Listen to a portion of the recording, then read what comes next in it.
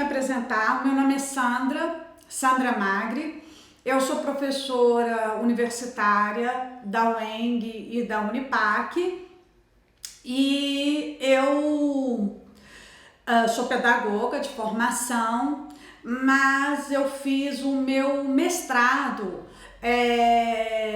dentro da teoria do currículo. Então eu vou falar um pouquinho hoje para vocês de currículo. A gente vai discutir aqui um pouquinho as teorias do currículo, as implicações na prática, o que é multiculturalismo e as implicações da teoria do currículo na BNCC, na Base Nacional Comum Curricular. Quais são as implicações do currículo na BNCC? É um assunto muito extenso. Geralmente, quando a gente vai discutir a teoria do currículo, teoria e prática do currículo, nós gastamos por volta de 6 meses para discutir, mas eu vou tentar fazer uma síntese aqui para tentar abordar um pouquinho daquilo que seria importante dentro da implementação da BNCC. Então vamos lá. Quando eu falo de currículo, a primeira questão que surge é o que é currículo, né? Como que se define currículo? O currículo, ele está centrado, ele está projetado dentro da ideia do o que ensinar e para que ensinar e como ensinar. Eu costumo sempre dizer que dentro da didática nós temos 4 perguntas básicas. A quem ensinar? O meu aluno. Quem é o meu aluno? O que ensinar? O conteúdo. Para quê? São os objetivos. O que eu quero que o meu aluno atinja no final daquela aula? E o como? Que são as estratégias que eu vou utilizar. Como que eu vou transformar aquele conteúdo em aula. Então, o currículo está muito ligado a essa ideia do o que ensinar, para que ensinar e como. Mas eu não posso esquecer também que eu tenho que pensar a quem? Quem é meu aluno? Qual o perfil daquela turma? O que eles sabem, o que eles não sabem, quais os conhecimentos prévios dessa turma. Então, a ideia, e no final eu ainda penso na questão da avaliação, as formas de avaliação que vão acontecer. Se nós formos buscar o conceito, o significado da palavra currículo, etimologicamente significa o ato de correr. Então, na verdade, é um percurso, esse linguajar comum que hoje ainda se utiliza sobre currículo, entende o currículo como um conjunto de disciplinas, português, matemática, história, geografia, que o aluno tem que percorrer para se formar no final do ensino fundamental, no final do ensino médio. Então, é como se fosse uma grade curricular, como se fosse um plano curricular. Mas desde o século XX, que o conceito de currículo, ele mudou muito.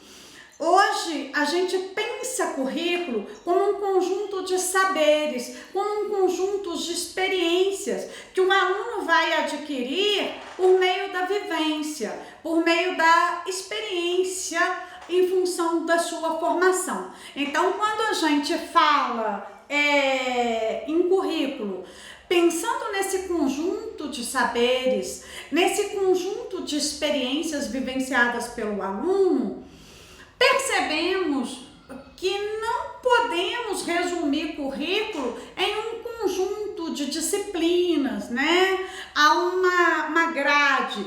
Por quê? Currículo é uma representação da cultura no cotidiano escolar. Nós estamos aqui numa escola, a escola, o cotidiano, o dia a dia da escola, ele está todo impregnado pelo currículo. Então, o modo como se seleciona um conteúdo, como se classifica, como se distribui, como se avalia dentro desse espaço escola, um modo pelo qual a cultura é representada aqui dentro, no cotidiano, como que ela é reproduzida, isso é currículo.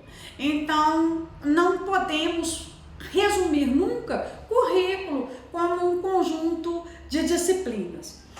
E quando a gente fala em currículo, nós temos também formas diferentes de currículos. Nós temos uma classificação.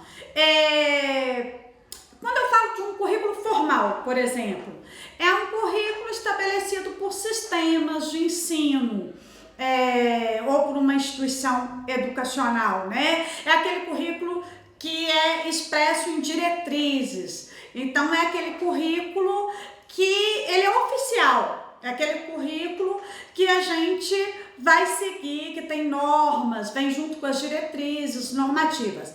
Esse currículo, atualmente, nós já tivemos os PCNs, que não eram obrigatórios, parâmetros curriculares nacionais, e hoje a gente tem a BNCC, que é obrigatória. Então, a gente está falando aí de um currículo formal, de um currículo legal. Mas nós temos também o currículo real.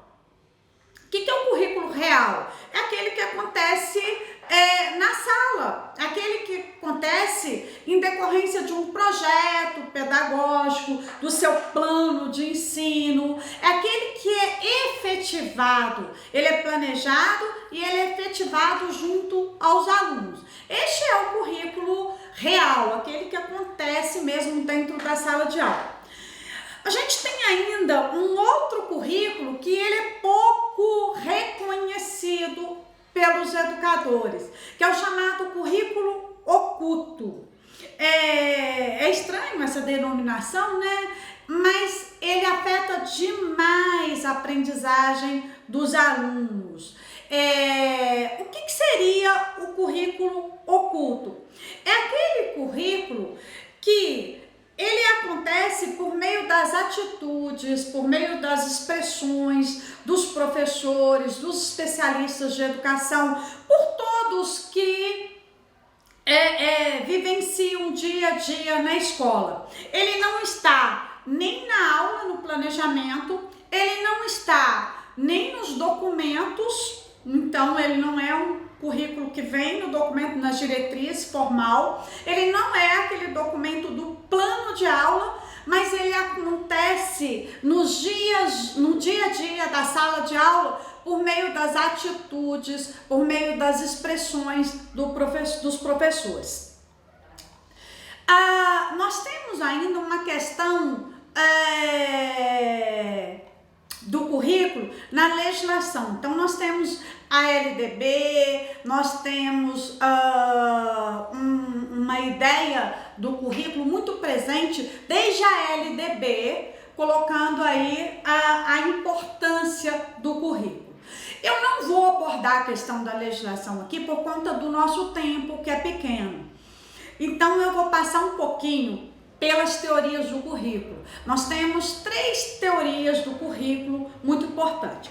Quando eu me apresentei, eu disse que eu fiz o meu mestrado sobre a teoria do currículo. Um dos autores, Tomás Tadeu, nós temos aqui documentos de identidade, que fala exatamente sobre uma introdução às teorias do currículo. Fala sobre as teorias do currículo. Tomás Tadeu estava até na minha banca de mestrado, e outro autor importante, que é o Antônio Flávio Barbosa Moreira, foi meu orientador, que são autores no Brasil que falam sobre currículo. E é importante nós entendermos que nós temos 3 teorias que se apresentam. E nós vamos começar pelas teorias tradicionais. As teorias tradicionais, logo depois, nós temos as teorias críticas e as teorias pós-críticas. As teorias tradicionais do currículo, elas iniciam afirmando serem neutras, científicas e desinteressadas. Elas demonstram uma neutralidade que, na verdade, não existe. Por quê? Quando a gente fala em currículo, nós temos uma preocupação com a conexão entre saber, identidade e poder. Não tem como falar de currículo sem pensar nessa conexão, saber, identidade e poder. Então, as teorias tradicionais, quando se diziam neutras, na verdade, nenhum currículo é neutro. Nenhum currículo consegue ser totalmente neutro. Até porque quando a gente trabalha com os alunos, nós trabalhamos o tempo todo dentro da escola com questões relacionadas às questões de poder, nós trabalhamos com a diversidade, então não tem como um currículo ser extremamente pedagógico e ser neutro. Quando desenvolveu a teoria tradicional, nós tínhamos por trás da teoria tradicional Bobbitt, e Bobbitt escreveu sobre o currículo e ele se baseava num modelo industrial, num modelo de Taylor, num modelo taylorista da indústria do comércio. Então, assim, a primeira forma de currículo que nós temos nos Estados Unidos e no Brasil também, em vários países, é a ideia de um currículo muito baseado na questão da indústria, da economia. Então, para Bobbitt, por exemplo, o sistema escolar, educacional, tinha que estabelecer forma precisa sobre os seus objetivos. E ele trabalhava muito com a palavra eficiência. Tínhamos que desenvolver habilidades necessárias, mas para exercer a profissão, a ocupação profissional da vida adulta com eficiência. Então, esse modelo é um modelo baseado na teoria da administração econômica de Taylor, naquele modelo taylorista, e a palavra-chave é eficiência. É um currículo, né? É um currículo, porque ele ainda existe, muito preso à questão da organização, muito preso à mecânica, muito preso à questão burocrática e sempre trazendo a palavra eficiência como palavra-chave. Esse currículo foi amplamente divulgado, né, nos Estados Unidos até na década de 80, mais ou menos, e também no Brasil. Depois de Bobbitt, surgiu John Dewey, que ele falava o seguinte, ele ainda trabalhou dentro da teoria tradicional, mas ele já apresentou uma preocupação com a democracia. O currículo tradicional, ele tinha uma preocupação maior com a economia e uma preocupação menor com a democracia.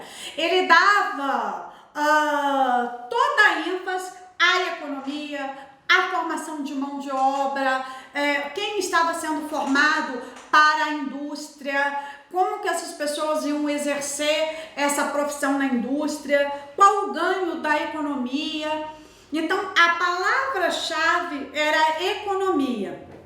Já John Dewey, quando ele começa a pensar as experiências das crianças e os jovens, ele já traz um ponto de vista mais direcionado à vivência dentro da escola, as experiências dentro da escola, os saberes que aquelas crianças e aqueles jovens estavam construindo. Então, apesar de ainda continuar tradicional, dentro de uma linha tradicional, a gente costuma dizer que ele deu já uma abertura mais democrática para o currículo. Ele não demonstrava uma preocupação em só preparar aquela criança, aquele jovem, para ocupar futuramente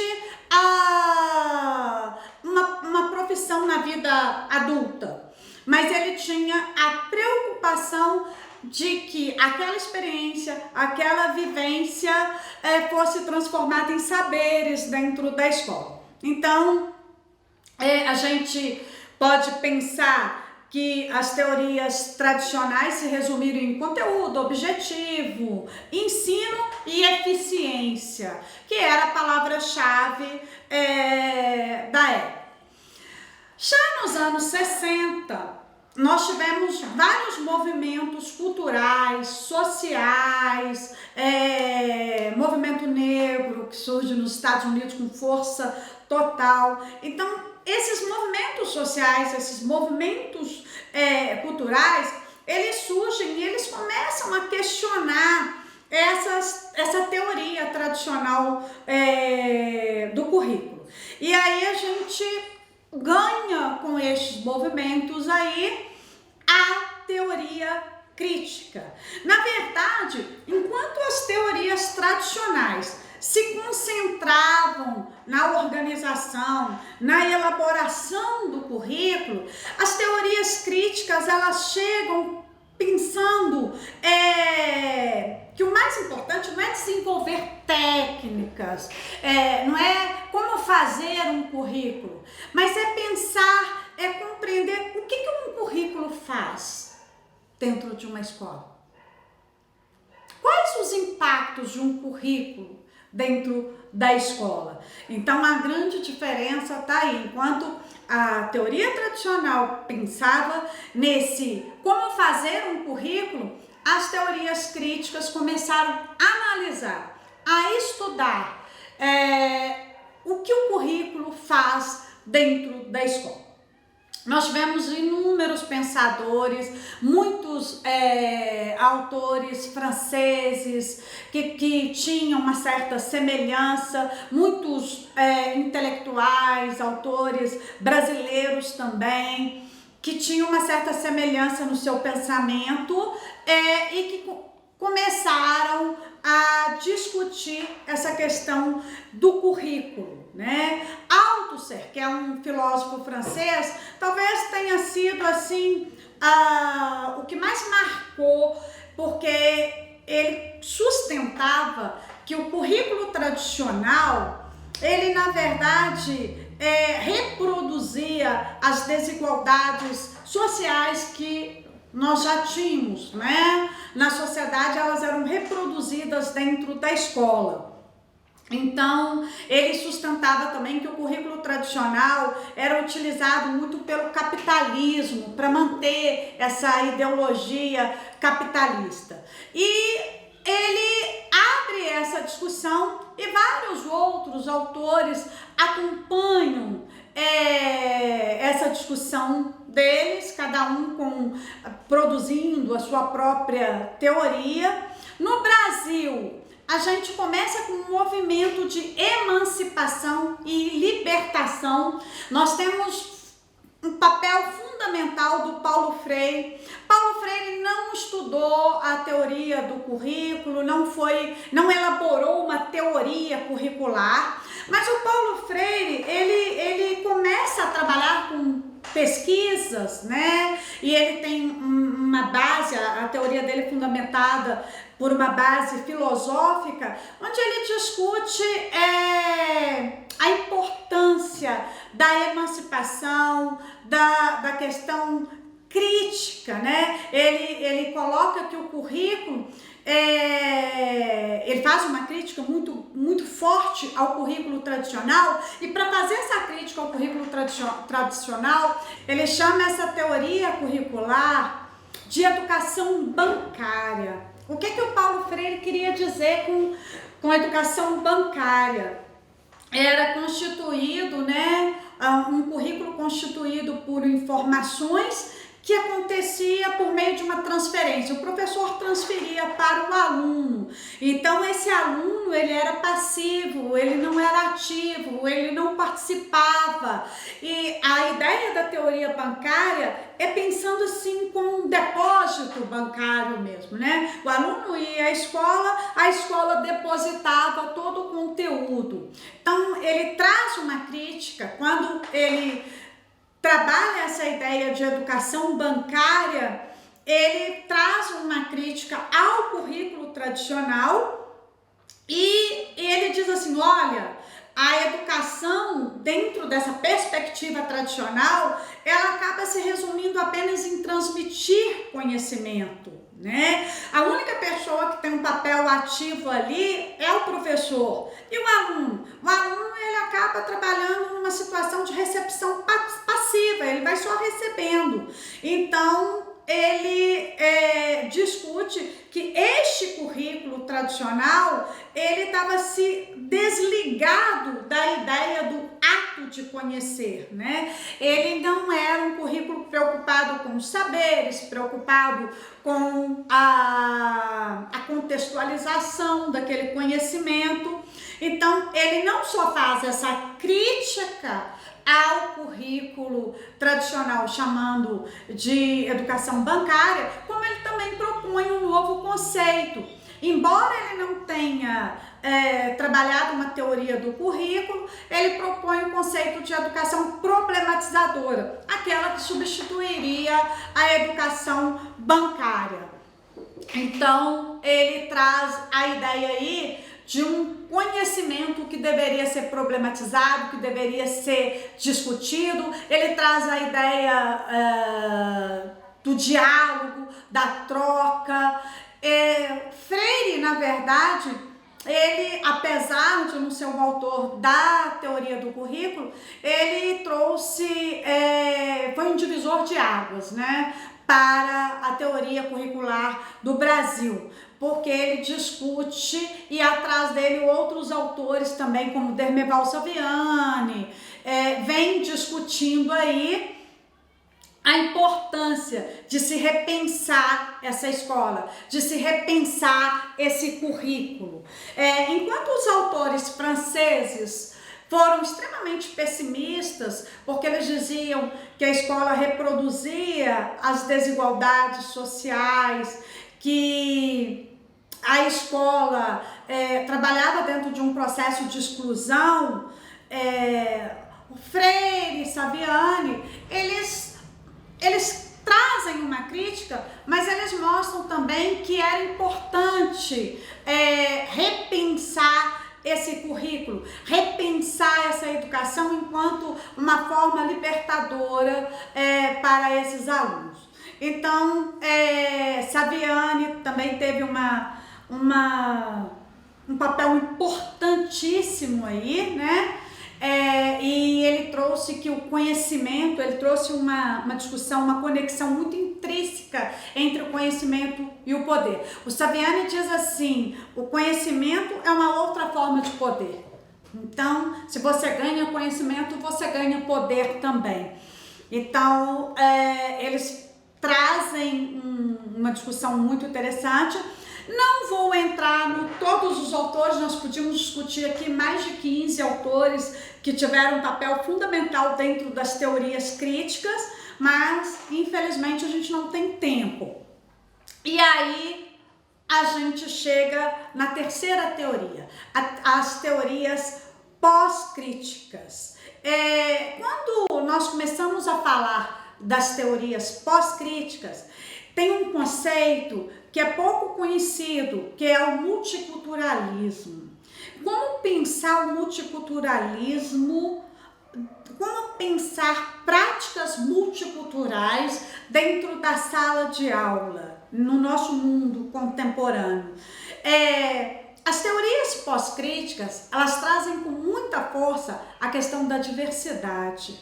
E é muito legal quando a gente pensa o multiculturalismo, mesmo ele sendo um estudo da antropologia, ele mostra que nenhuma cultura pode ser julgada superior à outra. Todas as formas de culturas, elas têm a mesma importância. Então, quando a gente entra nas teorias pós-críticas do currículo, a gente começa a pensar a identidade. Nós começamos a pensar sobre subjetividade. Quando eu falo de identidade, antes dentro das teorias tradicionais, nós tínhamos identidades fixas, identidades que não mudavam. Uma pessoa nascia, se batizava como Maria, virava Dona Maria, casava com o Senhor José, virava Dona Maria do Senhor José e ela morria com aquela identidade. Hoje, nesse mundo contemporâneo, nós não temos mais uma única identidade. As identidades, elas são fragmentadas. Nós carregamos várias identidades. Algumas permanecem, outras a gente abandona. É muito importante nós pensarmos que, ao mesmo tempo que um professor está dentro da escola, alguém fala, professor, ali ele está exercendo a identidade de professor. Quando ele chega em casa, o filho fala, papai, ali ele está exercendo a identidade de papai. Quando ele vai visitar os seus pais, ele está exercendo a identidade de filho. Quando ele vai fazer uma formação, um pós-graduação, um mestrado e senta de novo nos bancos escolares das universidades, quando ele volta para a academia, ele retorna como aluno. Ele sentou, ele é aluno. Então, ele termina aquele curso, ele deixa de ser aluno, ele abandona aquela identidade de aluno. E isso é muito bacana, porque nós não temos mais uma única identidade. A nossa identidade não é aquela que a gente nasce e carrega até morrer. Nós temos várias identidades. Elas não são fixas. Essas identidades são fragmentadas. São identidades que durante um dia a gente busca. Eu sou professora, eu estou ali utilizando a minha identidade de professora. Eu sou mãe, eu estou ali utilizando a minha identidade de mãe. Eu estou cuidando dos meus pais, eu estou ali exercendo a identidade de filha. Então, de profissional, a esposa, a mãe, a pai, durante um dia nós exercemos e cada hora a gente busca aquela identidade que aquele momento exige. E a gente incorpora aquela identidade. Então, nós não temos mais identidades fixas. As identidades são fragmentadas dentro dessa perspectiva multicultural. E isso é muito interessante porque a gente lida também com as questões da diversidade dentro da escola. Então, nós precisamos entender como que nós estamos trabalhando essas desigualdades que foram tão fortes lá na teoria tradicional. Como que nós estamos trabalhando essas desigualdades? O que nós estamos fazendo para diminuir essas desigualdades dentro desse espaço da escola? Eu tenho um quadro, eu vou ler aqui rapidinho para vocês, é muito interessante, que é do Rubem Braga, não é Rubem Alves, tá? Rubem Braga, que é para a gente começar a repensar essa questão da diversidade. E quando eu penso a questão da diversidade, gente, eu tenho que pensar no meu aluno, na visibilidade que eu estou dando ou não estou dando para o meu aluno dentro da sala de aula. Então, o Rubem Braga conta o seguinte: enquanto eu tomo café, vou me lembrando de um homem modesto que conhecia antigamente. Quando vinha deixar o pão à porta do apartamento, ele apertava a campainha, mas, para não incomodar os moradores, avisava gritando: não é ninguém, é o padeiro. Interroguei-o uma vez: como tivera coragem de gritar aquilo? Então você não é ninguém? Ele abriu um sorriso largo e explicou que aprendera aquilo de ouvido. Muitas vezes lhe acontecera bater a campainha de uma casa e ser atendido por uma empregada ou outra pessoa qualquer e ouvir a pessoa que o atendera dizer para dentro: não é ninguém não, senhora, é o padeiro. Assim, ficara sabendo que não era ninguém. Então, quando a gente pensa no currículo, nós temos que pensar na questão da visibilidade que cada aluno tem dentro da escola. Isso é muito perigoso, porque isso acontece dentro daquela forma de currículo oculto.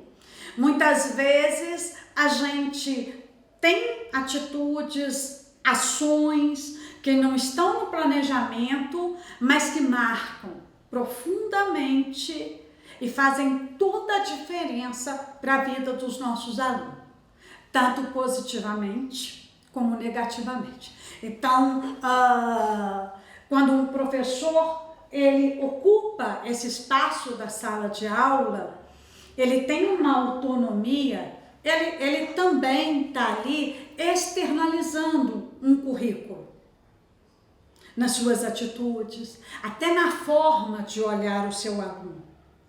Tem currículo até na forma de olhar o seu aluno. Tem um outro texto que eu gosto muito, que diz assim: a gente olha, mas não vê. A gente vê, mas não percebe.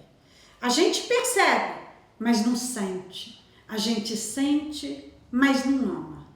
Se a gente não ama o ser humano, a criança, o adolescente, a vida que eles representam dentro da escola, do cotidiano da escola,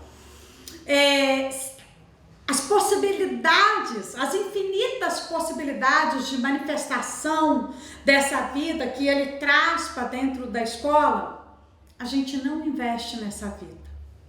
Se a gente não investe nessa vida, a gente não educa no espaço e tempo. E esse espaço e tempo está aqui, gente, está dentro da escola. Esse é o espaço e o tempo que as nossas crianças, que os nossos alunos ficam desde a educação infantil até o ensino médio. Então, dentro desse espaço, se eu não enxergo essas possibilidades, eu continuo com o texto.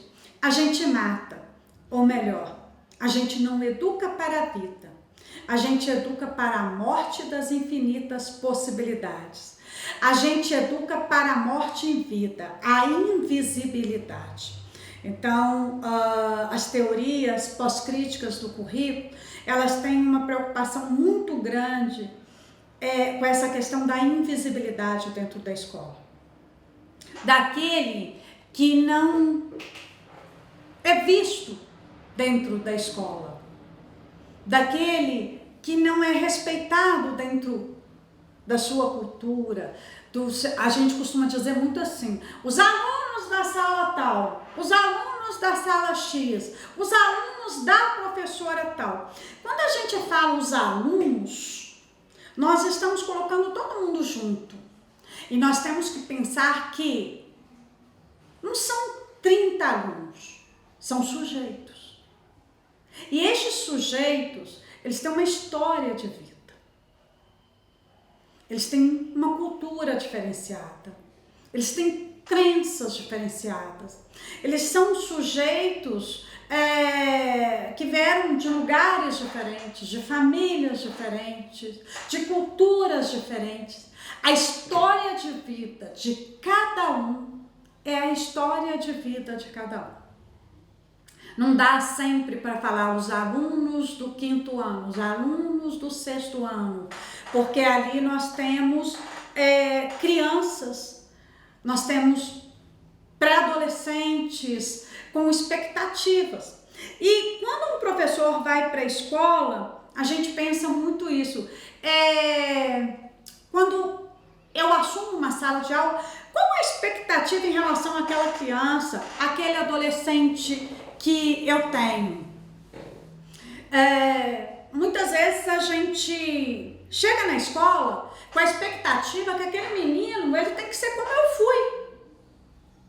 Ele tem que ser.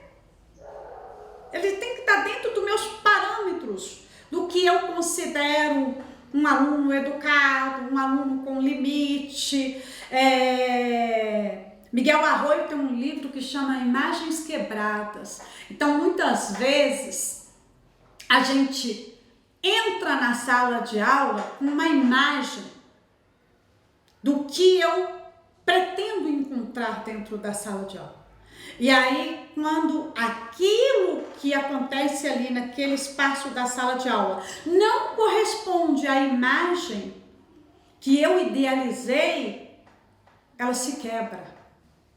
Então, eu preciso pensar que a mídia, né, os livros, os meios de comunicação, filmes, jornais, eles idealizam muito características humanas como legítimas.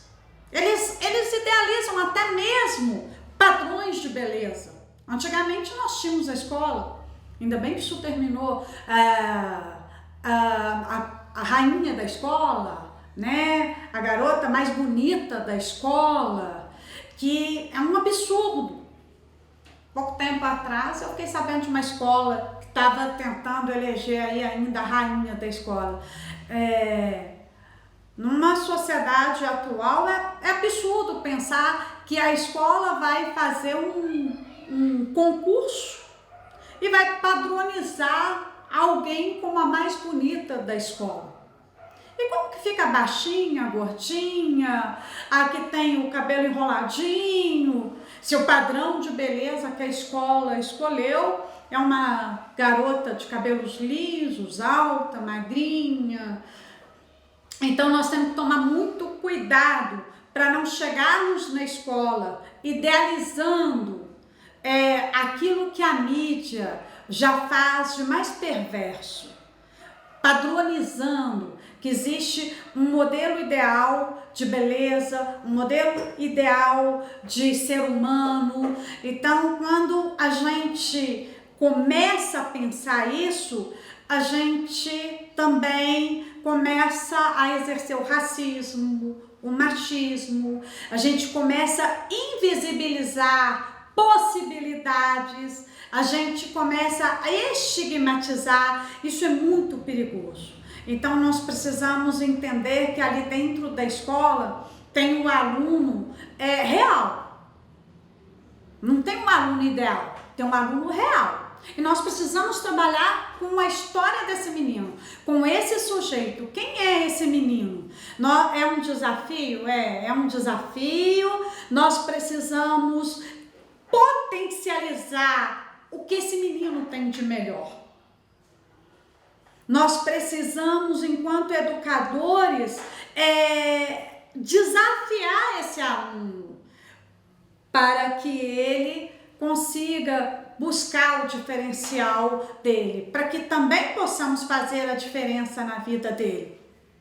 Então, para encerrar essa primeira parte aqui, eu gostaria de falar que é preciso descobrir, pessoal, no trabalho com as diferenças, com a diversidade, a gente precisa olhar para os nossos alunos, nunca com um olhar que os vê como incapazes, como incompetentes, como doentes, como sem perspectivas.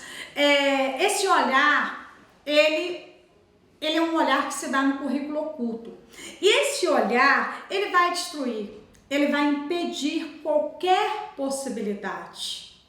A gente precisa olhar esse menino com um olhar de fé. Eu não estou falando de fé ligada à religião, não. Eu estou falando no sentido da fé, da confiança. Eu olhar e falar, olha, eu confio em você. Você pode. Você vai dar certo. Eu vou ajudar, eu estou aqui para apoiar. Então, toda vez que a gente consegue olhar para esse aluno e passar essa confiança, a gente está exercendo ali um currículo importantíssimo, que não é nem um currículo formal que veio dos sistemas de ensino, nem um currículo real que nós planejamos em casa para executar dentro da sala de aula, para efetivar dentro da sala de aula, mas nós estamos exercendo ali principalmente dentro da escola pública. Por que a escola pública é tão importante? Porque ela é um espaço onde as diferenças se encontram, as culturas se cruzam. É um espaço que os excluídos da sociedade, os marginalizados da sociedade, eles podem ter ali dentro da escola a vivência da igualdade, o acesso à escola, mas só acesso não basta. Precisamos proporcionar o acesso, a permanência e o sucesso desse menino dentro da escola. Todo mundo tem acesso à escola, não basta mais. Ele tem que ter acesso, mas ele tem que permanecer na escola, ele não deve e não pode se evadir da escola, porque ele vai desistir dessa escola, e ele tem que ter sucesso no processo de vivência e de aprendizagem escolar. Então, gente, dentro da escola é o local ideal que a criança ela tenha a oportunidade de ser criança e que o adolescente tenha a oportunidade de ser adolescente.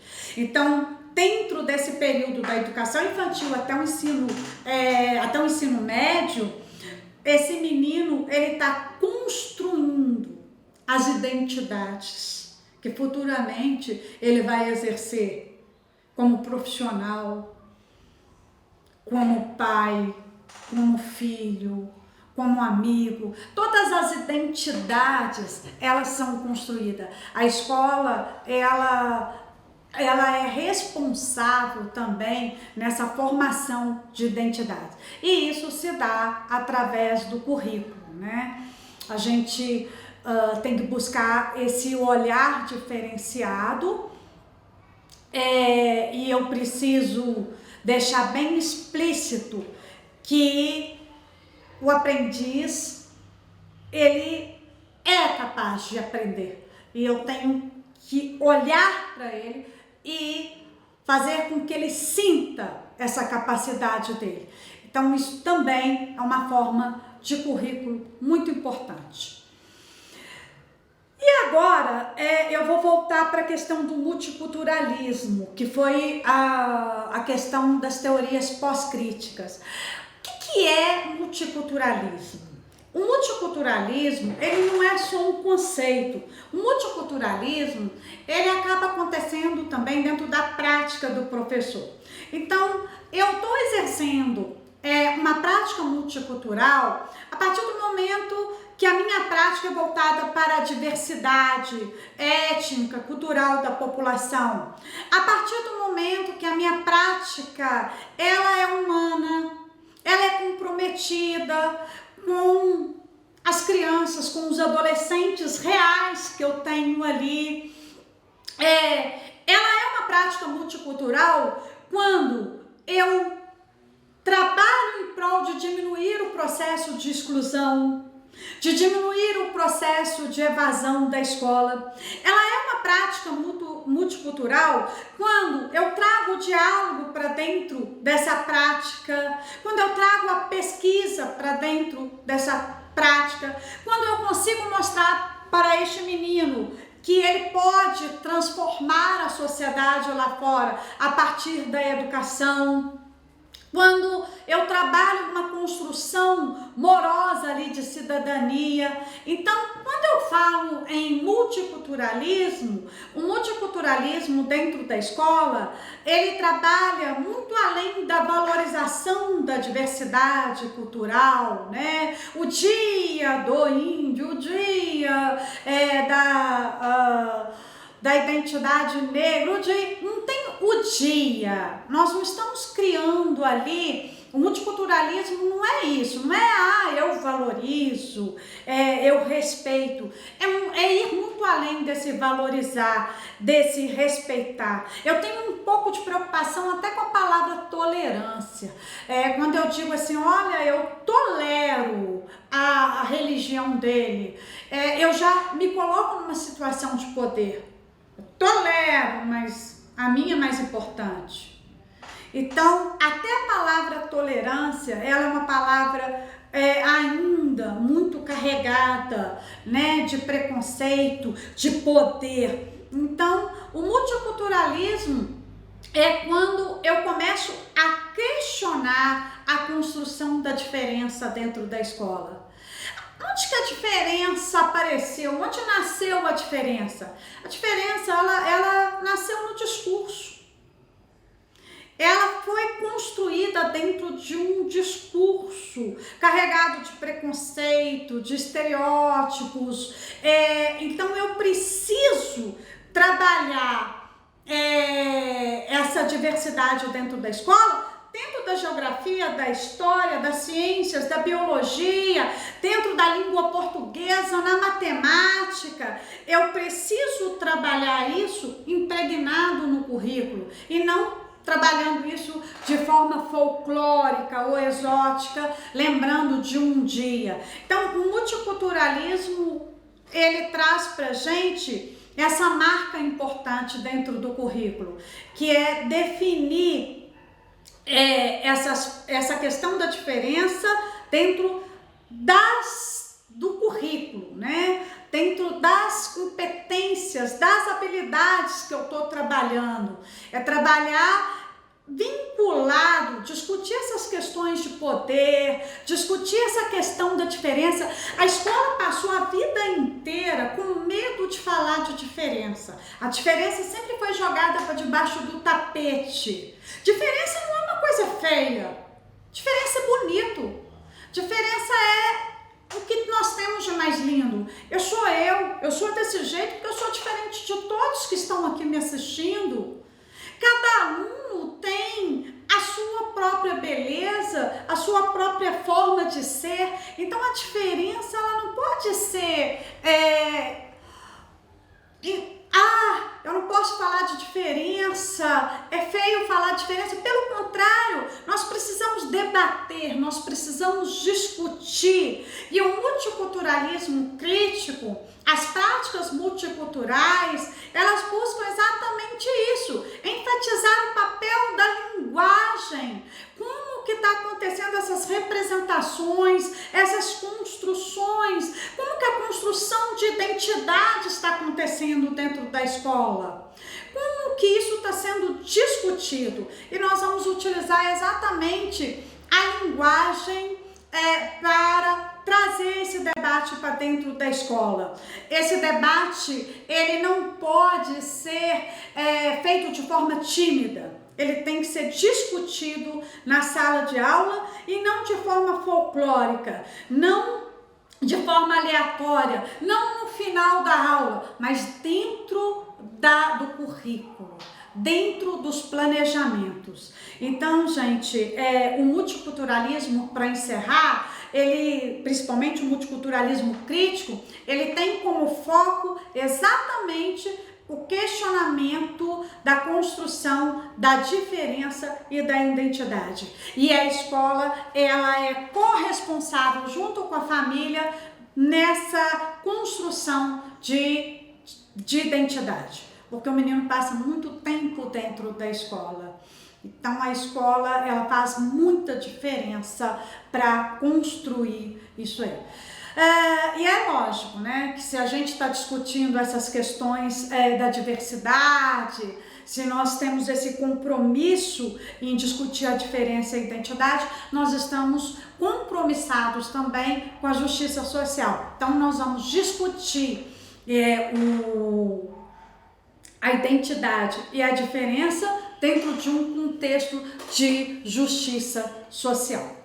Bom, agora eu falei rapidamente das 3 teorias, né, do currículo. Nós tínhamos a teoria tradicional, que só pensava na organização, na eficiência, nas questões pedagógicas.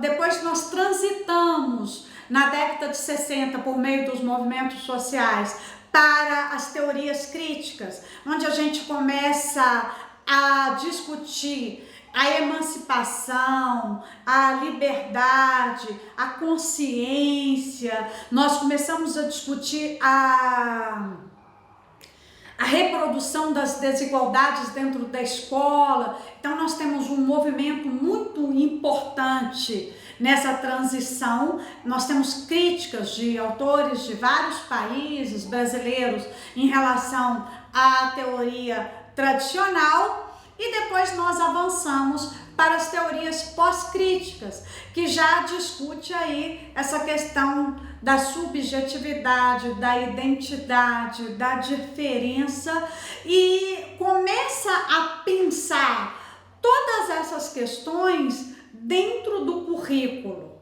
não de forma aleatória, não descolado desse currículo, mas dentro do currículo.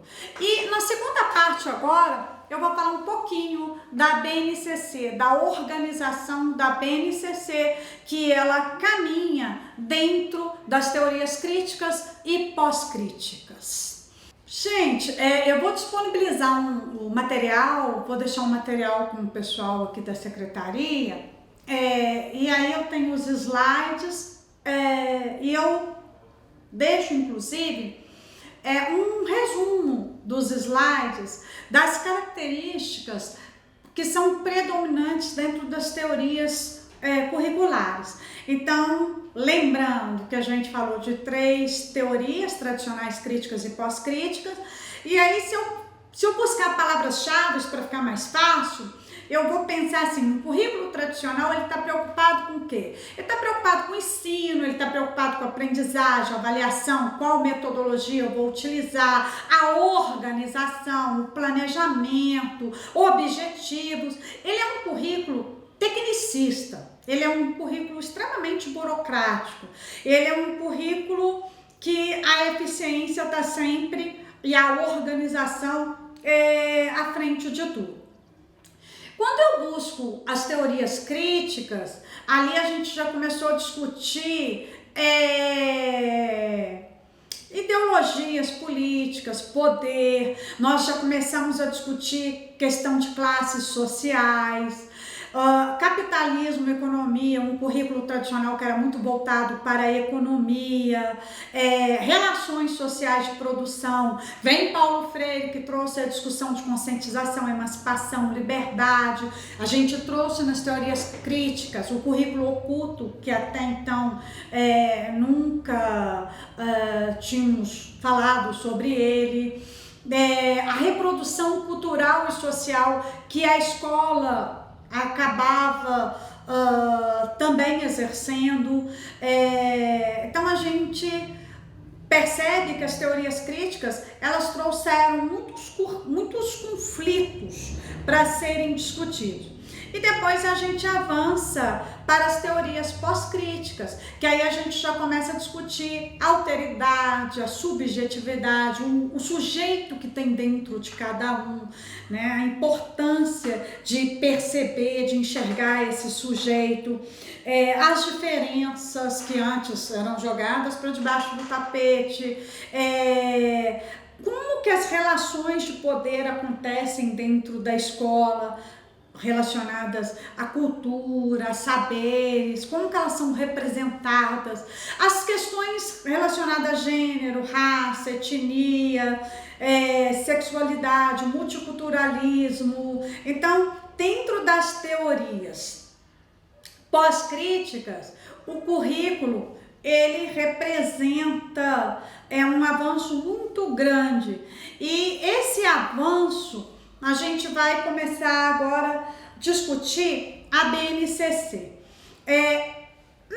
Eu tive que trazer para vocês essa ideia das teorias curriculares para nós entendermos que o currículo tradicional, ele era focado num conjunto de disciplinas.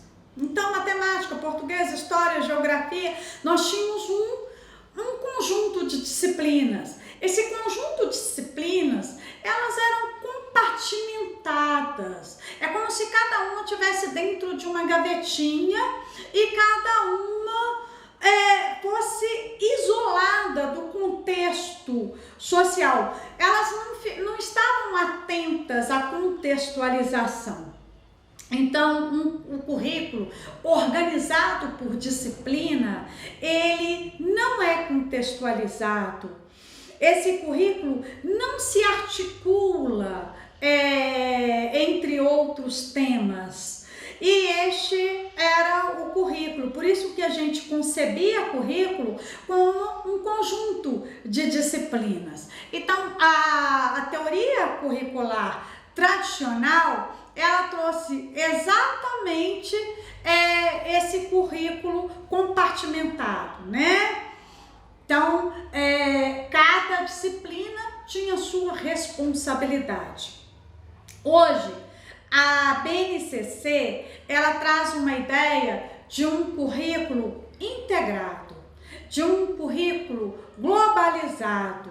Se eu falo no currículo integrado, a palavra interdisciplinaridade, ela aparece imediatamente. Por quê? Se eu penso num currículo integrado, se eu penso num currículo globalizado, eu penso num currículo interdisciplinar. Então, eu preciso de um conhecimento integral e integrado sobre determinado objeto de conhecimento. Então, a BNCC caminha para esse currículo integrado e não aquele currículo que nós tínhamos lá na teoria tradicional compartimentado. Eu vou explicar um pouquinho. Nós ainda temos também, a escola pode escolher duas formas de currículos, os chamados currículos fechados e os chamados currículos abertos. O que seriam os currículos fechados? De novo, eu volto para a teoria tradicional. São as disciplinas trabalhadas de forma isolada. O professor de matemática entrou, deu aula, bateu o sino, saiu. O professor de português entrou, deu aula, bateu o sino, saiu.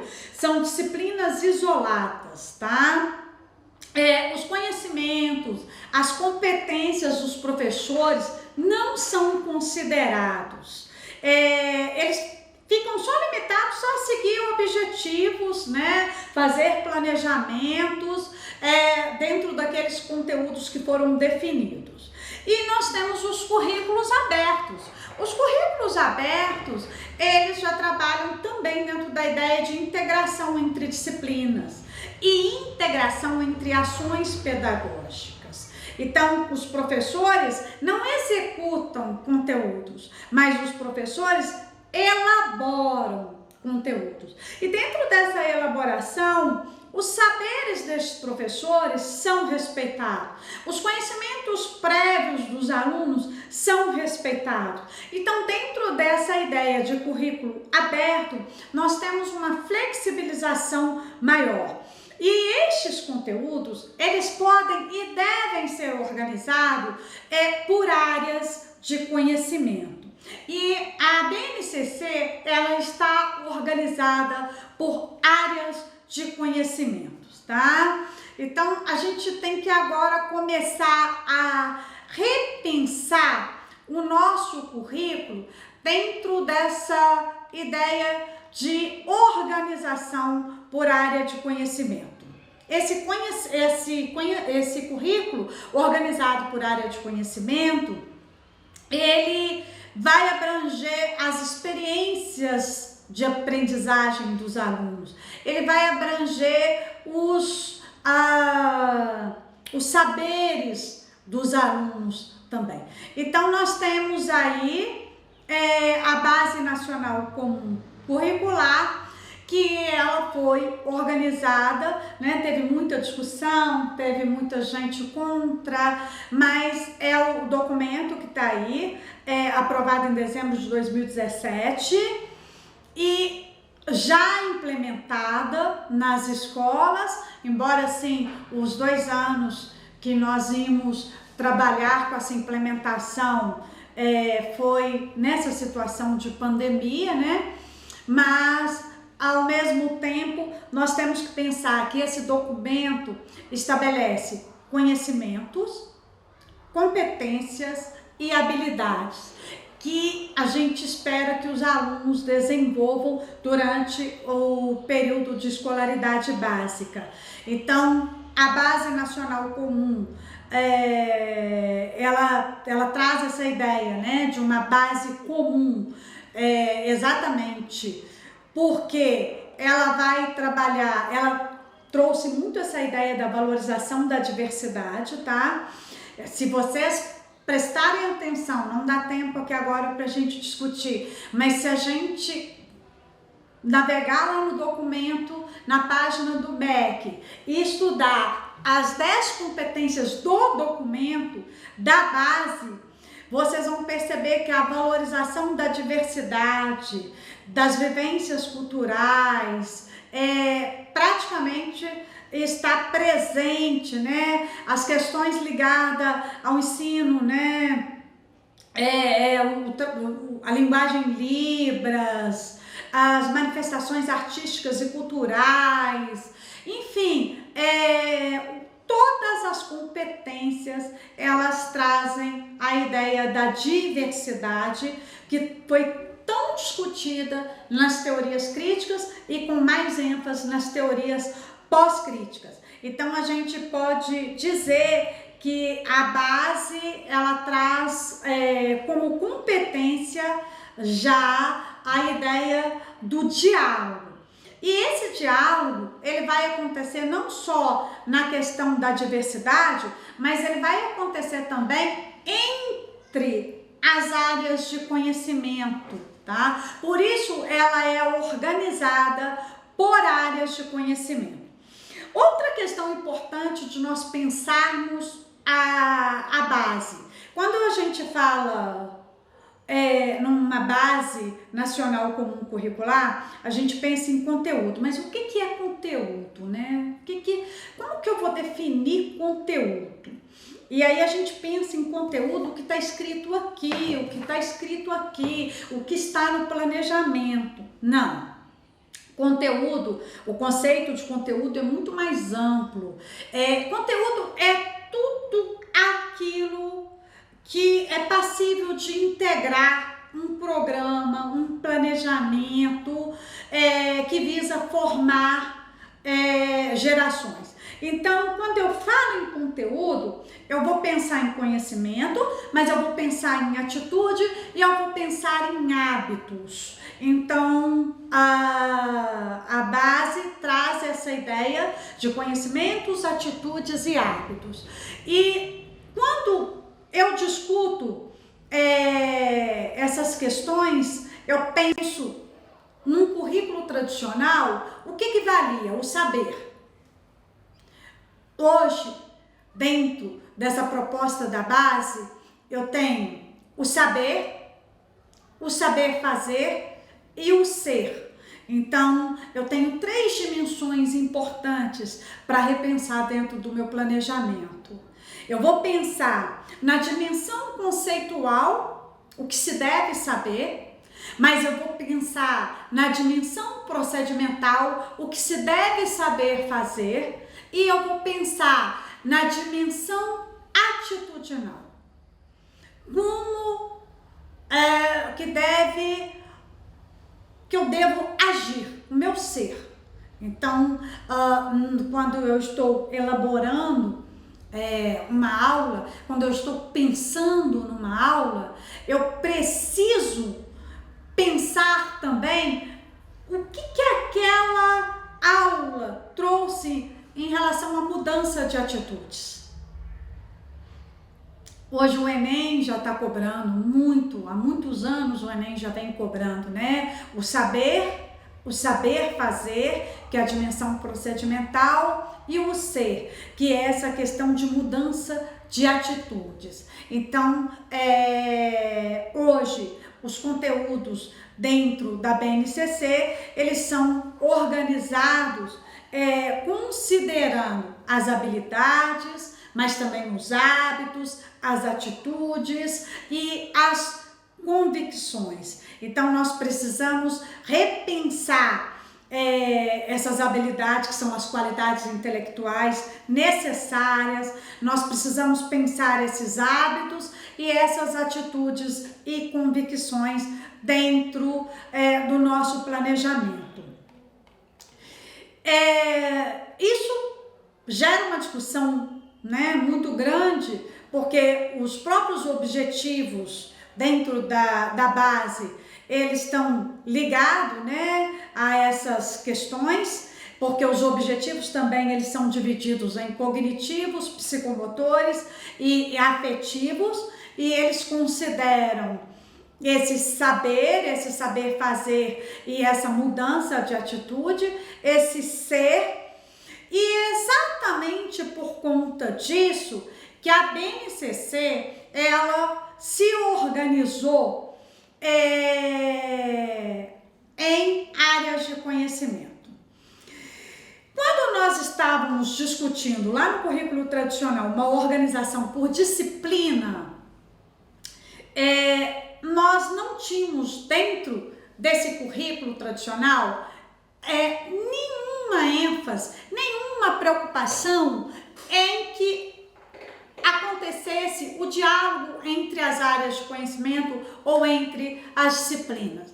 Muitas vezes eram trabalhado até algum tema de uma disciplina dentro de outra, mas sem focar na questão da interdisciplinaridade. Porque eu preciso entender que quando eu trabalho a organização interdisciplinar, ela vai se caracterizar, pessoal, por uma interação entre as matérias disciplinares. Então, isso tem que ficar muito explícito no meu planejamento e muito visível, porque há uma troca entre as disciplinas, há uma troca entre as áreas de conhecimento, e é exatamente essa troca que vai enriquecer e que vai tornar essa aprendizagem mais significativa. Então, a interdisciplinaridade, ela refere-se à interdependência de disciplinas, ela refere-se à necessidade dessas disciplinas se comunicarem entre si, ela corresponde à ideia de diálogo entre áreas de conhecimento. Então, dentro da formação, da organização por área de conhecimento, há uma ampliação disciplinar. Não cabe mais trabalhar a multidisciplinaridade que acontecia lá na teoria tradicional, mas agora trabalhar a pluri e a interdisciplinaridade, que são as duas mais visíveis dentro da organização por áreas de conhecimento. A própria organização da base já traz essa ideia. Nós temos hoje, né, a disciplina estudos sociais. Se nós pensarmos estudos sociais, o que abrange estudos sociais dentro da educação básica? São conteúdos da geografia, da história e da sociologia. Então, são áreas afins que precisam se comunicar entre si. Então, quando eu vou pensar um exemplo clássico, por exemplo, de organização curricular, né? Se eu penso em estudos sociais, eu penso nos conceitos que eu vou buscar na geografia, na economia, na sociologia, e ainda tem outras disciplinas que podem agregar também conhecimentos.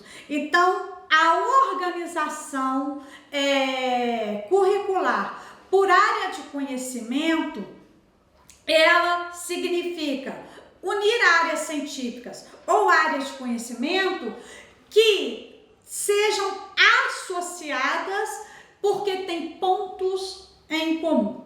Então, a primeira questão da BNCC, primeiro diferencial, ela abandona aquela ideia de disciplinas compartimentadas e ela traz essa ideia de uma associação de disciplinas que tem pontos em comum. Então, essa é a primeira questão. E para já começar, né, a finalizar aqui a nossa fala, quando eu coloco, todos nós conhecemos aí as disciplinas: história, geografia, sociologia, psicologia, filosofia, etc.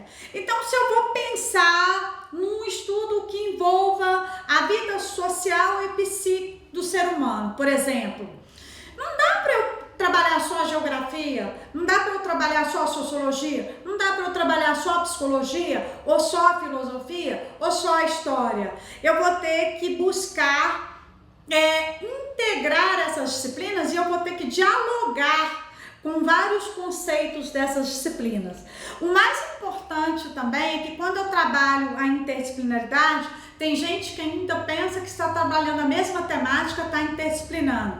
Eu busco numa outra área de conhecimento um conceito que vai auxiliar no meu trabalho dentro daquela área que eu estou trabalhando naquele momento. Então, quando eu vou integrar, por isso que a palavra integrar é muito importante, quando eu integro duas ou mais disciplinas para explicar um fenômeno, para buscar resposta para um objeto de conhecimento, eu busco nessas outras áreas conceitos importantes. Nós estamos agora vivendo aí esses últimos 2 anos a pandemia. Acredito que quando nós retornarmos, esse assunto vai fazer parte do currículo. Então nós vamos discutir, por exemplo, em biologia, né? Nós tivemos aí uma crise sanitária, nós tivemos aí uma questão de saúde pública gravíssima, nós tivemos uma pandemia, tudo causado por um vírus. Então, quando a gente pensa nesse vírus, a gente pensa ciências, biologias, não é verdade?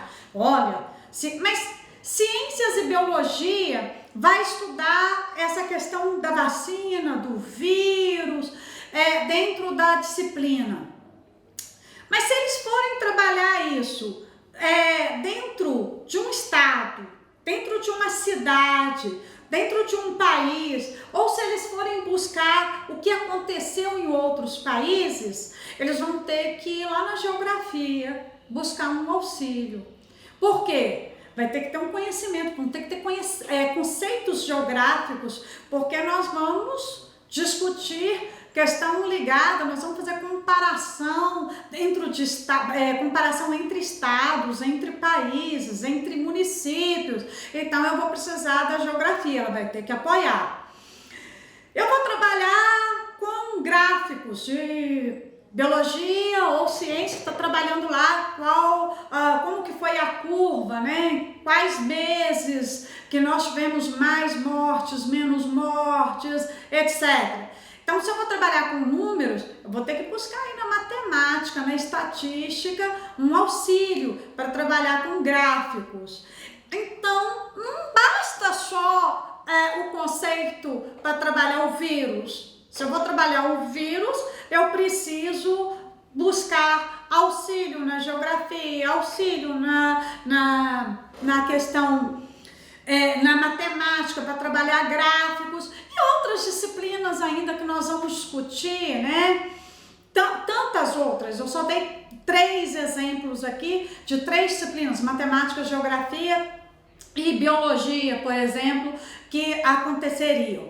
Mas só que quando eu busco o conceito de gráfico na matemática ou na estatística, eu não vou. Eu tenho que trazer esse conceito para dentro da minha disciplina, biologia. Então, é aí que está acontecendo o diálogo. É aí que está acontecendo essa integralização entre as áreas de conhecimento.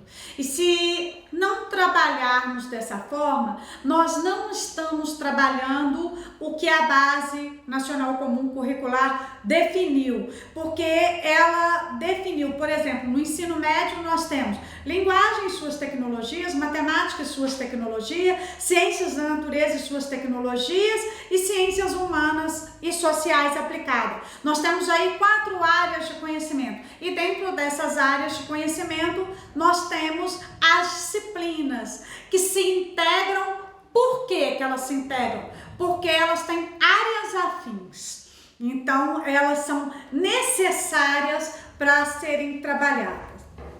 Então, gente, a LDB também traz orientações nesse sentido, tá? Se eu penso, por exemplo, ciências da natureza, eu tenho física, eu tenho química, eu tenho biologia, então é muito mais amplo eu pensar ciências da natureza do que eu pensar uma única disciplina, pensar biologia, né? Então, esse próprio tema da pandemia que eu acabei de colocar, se eu vou trabalhar esse tema somente dentro da biologia, é lógico que eu vou buscar auxílio na física, na química, que compõe a área de conhecimento ciências da natureza.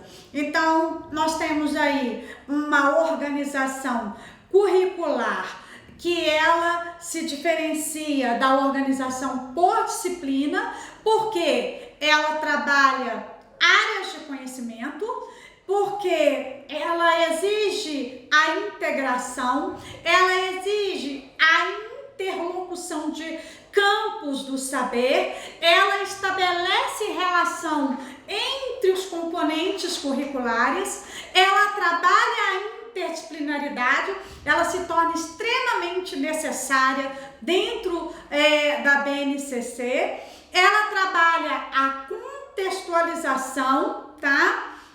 E quando eu falo em contextualização, eu não estou falando assim, eu não estou resumindo, que é simplesmente dizer que o conhecimento se aplica em situações, não, né? Eu estou falando de uma contextualização dentro das questões sociais, que é muito mais amplo. Então, eu tenho aí um currículo por competência. E aí, o que significa isso? Um currículo por competência, ele busca hoje, gente, um trabalho que vai além, muito além do saber. Eu tenho o conceito de Perrenu, que é o que eu mais gosto, que eu considero mais completo. Ele diz assim: competência é a faculdade de mobilizar um conjunto de recursos cognitivos, de saberes, de habilidades, de informações, de inteligências para avaliar ou para solucionar uma situação, um problema. Então, quando eu uso a competência, quando eu trabalho a competência, eu coloco em movimento. É a faculdade de mobilizar tudo o que eu sei para resolver aquela situação, problema. Então, todas as informações, todos os saberes, todas as habilidades que eu consigo reunir para resolver aquela situação, problema, vai trazer uma solução com mais eficiência ou com menos eficiência. Então, a competência é exatamente isso. Um currículo desenvolvido por competência, ele está associado à estruturação do processo de ensino-aprendizagem. E ele é focado no professor enquanto mediador e no aluno como ativo, como pesquisador, como investigador, e não como passivo, como era lá no currículo tradicional. Então, finalizando, eu tenho aí um currículo, uma base nacional que favorece a interdisciplinaridade, a contextualização e a transversalidade.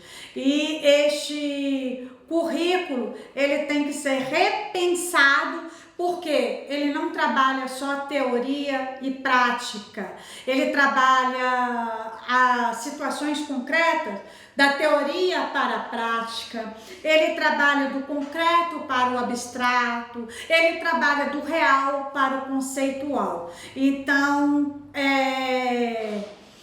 ele se difere e muito.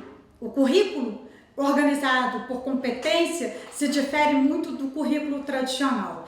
Se no tradicional eu penso em conteúdo, no currículo por competências eu penso em competências, não em conteúdo mais. Se no currículo tradicional nós tínhamos disciplina, E nós trabalhávamos com ênfase na multidisciplinaridade. No currículo organizado por competência, eu penso na pluridisciplinaridade, eu penso na interdisciplinaridade, eu penso na transdisciplinaridade e penso na transversalidade. Se num currículo tradicional existia uma dicotomia, uma separação entre teoria e prática, agora eu tenho uma contextualização. Eu trabalho da teoria para a prática. Se num currículo tradicional eu pensava em notas, agora eu penso em resultados. Se num currículo tradicional a proposta era fechada, agora eu tenho uma proposta flexibilizada, que eu posso trilhar novos caminhos. Eu posso flexibilizar, eu posso integrar novos conhecimentos. Se no currículo tradicional eu tinha exercícios repetitivos, cansativos, memorização, agora eu tenho problematização, eu tenho pesquisa, eu posso trabalhar por meio de projetos. Os parâmetros curriculares nacionais devem ser engavetados? Devem ser excluídos? Não. Eles ainda são muito importantes e eles podem ser utilizados. Qual a diferença dos parâmetros curriculares nacionais com a BNCC? Os parâmetros curriculares nacionais, o próprio nome já diz, eram parâmetros. A BNCC, ela é uma base curricular e ela é obrigatória. Os parâmetros não eram obrigatórios. Ela é obrigatória. O que significa isso? A BNCC ser obrigatória. É o mínimo. Um mínimo que tem que ser proporcionado ao aluno. Ele pode sair sabendo mais, menos nunca. Ela é obrigatória, ela é comum a qualquer rede de ensino pública, da rede privada, não importa, e é o mínimo. Nenhum aluno, teoricamente, pode sair sabendo menos do que aquilo que está proporcionado na BNCC, mas sim, menos não. Então, é interessante a gente pontuar isso aí, que ela trabalha com a ideia de tentar a inclusão. Lógico que a gente tem críticas da base, tem, mas não cabe aqui agora, nós não temos tempo para abrir essa discussão, né?